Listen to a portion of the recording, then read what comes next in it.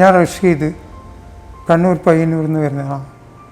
വരുമ്പം തന്നെ എനിക്ക് കോൺഫിഡൻസ് ഉണ്ടായിട്ടില്ല. വണ്ടിയിലിങ്ങനെ ഇരിക്കേണ്ടത് അത്രയും ബുദ്ധിമുട്ടില്ലായിരുന്നു ഉണ്ടായിരുന്നത്. അപ്പോൾ ഇവിടെ എത്തിയിട്ട് ഫാസിൽ സാറ് ഒരു 2 ഡേയ്സ് അഡ്മിറ്റ് ചെയ്തു.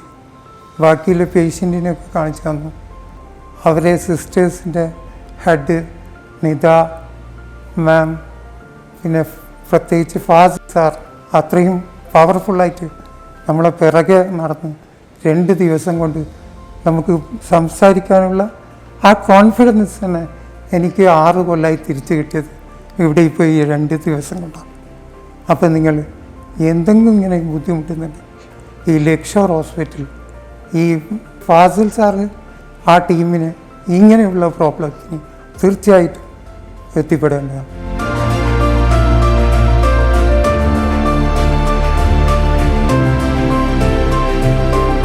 അസ്സലാമു അലൈക്കും. എൻ്റെ പേര് ജസ്ന. ഇത് എൻ്റെ ഹസ്ബൻഡ് റഷീദ്. നമ്മൾ കണ്ണൂർ പയ്യന്നൂരിൽ നിന്നാണ് വരുന്നത്. നമ്മൾ ആദ്യം ഫതിൽ സാറിനെ കണ്ടത് കോഴിക്കോട് പോയിട്ടാണ് കണ്ടത്. അവിടെ പോകുമ്പം ഹസ്ബൻഡിന് ഭയങ്കര വീക്കായിരുന്നു. ബിൽറുബിൻ ഭയങ്കര ഹൈ ആയിട്ടുണ്ടായിന്, 16 ഉണ്ടായിട്ടുണ്ടായിന്. പിന്നെ അവിടെ നിന്ന് സാറ് കണ്ടപ്പോൾ പറഞ്ഞു എന്തായാലും ട്രാൻസ്പ്ലാന്റ് ചെയ്യണം, ലേക്ക് ഷോറിലേക്ക് പോകാൻ അങ്ങനെ പറഞ്ഞു. പിന്നെ നമ്മൾ എത്രയും പെട്ടെന്ന് ലേക്ക് ഷോറിലെത്തി. ഇവിടെ വന്നിട്ട് ട്രീറ്റ്മെൻറ്റൊക്കെ വളരെ നന്നായിരുന്നു. പിന്നെ സാറിൻ്റെ സഹകരണവും സിസ്റ്റർമാരും എല്ലാവരും നന്നായിട്ട് ഹെൽപ്പ് ചെയ്തു. അതുകൊണ്ട് പെട്ടെന്ന് ട്രാൻസ്പ്ലാന്റ് ചെയ്യാൻ പറ്റിയിട്ടുണ്ടായിന്. മോനായിരുന്നു ഡോണർ. പിന്നെ അൽഹംദുലില്ലാ ഇപ്പോൾ 2 ആളും ഓക്കെയാണ്. ഇതിൻ്റെ പിന്നിൽ പ്രവർത്തിച്ച എല്ലാ സിസ്റ്റർമാർക്കും ഫസ്റ്റ് പറയുന്നത് ഫദ്ൽ സാറ് ഭയങ്കര കെയറിങ് ആയിരുന്നു. 1 മാസത്തോളം നമ്മളെ നോക്കി എല്ലാം നോർമലായി കഴിഞ്ഞതിന് ശേഷമാണ് ചെയ്തത്. പിന്നെ ഇവിടുത്തെ സിസ്റ്റർമാരും എല്ലാവരും ഭയങ്കര ഹെൽപ്പ് ചെയ്തിരുന്നു. പിന്നെ നമ്മളിപ്പോൾ 8-ാം തീയതി നാട്ടിലേക്ക് തിരിച്ചു പോകാം. ഇപ്പോൾ 2 മാസമായി ട്രാൻസ്പ്ലാന്റ് കഴിഞ്ഞിട്ട്. ഇപ്പം ബോഡിയൊക്കെ ഓക്കെ ആയി.